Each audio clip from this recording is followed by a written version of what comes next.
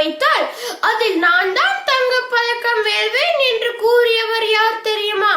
அதுவும் 638 முறை கொலை முயற்சிகளிலிருந்து தப்பியவர்.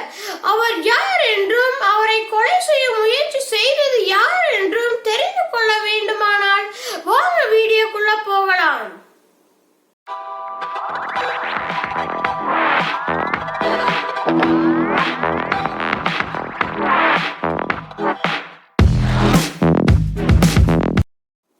உலகத்தையே தன் கட்டுப்பாட்டிற்குள் வைத்துக் கொள்ள நினைக்கும் அமெரிக்காவால் தன் அருகிலேயே உள்ள ஒரு குட்டி நாட்டை மட்டும் எதுவும் செய்ய முடியவில்லை.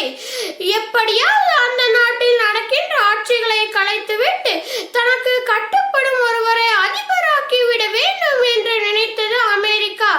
இந்த எண்ணத்தை நிறைவேற்ற 1 வருடங்கள் அல்ல, 2 வருடங்கள் அல்ல, கிட்டத்தட்ட 49 வருடங்களாக முயற்சி செய்தும் தோல்வியையே கண்டது அமெரிக்கா.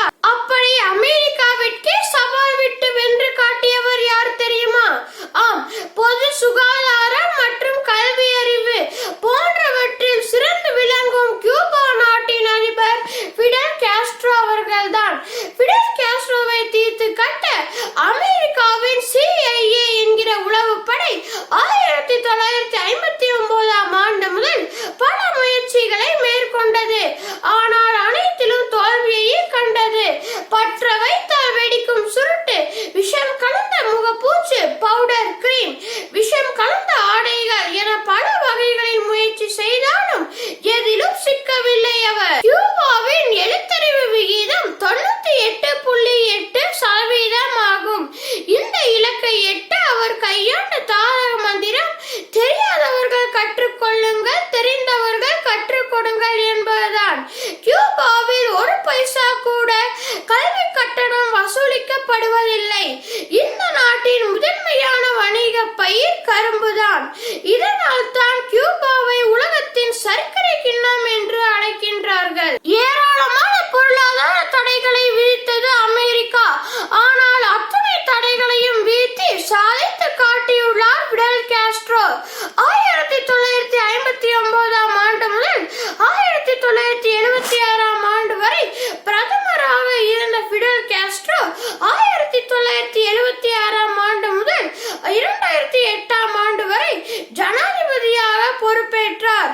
உலகத்திலேயே நீண்ட நாட்கள் தலைமை பொறுப்பில் இருந்தவரும் இவரே. 1926ஆம் ஆண்டு ஆகஸ்ட் மாதம் 13ஆம் நாள் பிறந்த இவர் 2016ஆம் ஆண்டு நவம்பர் மாதம் 25ஆம் நாள் மறைந்தார்.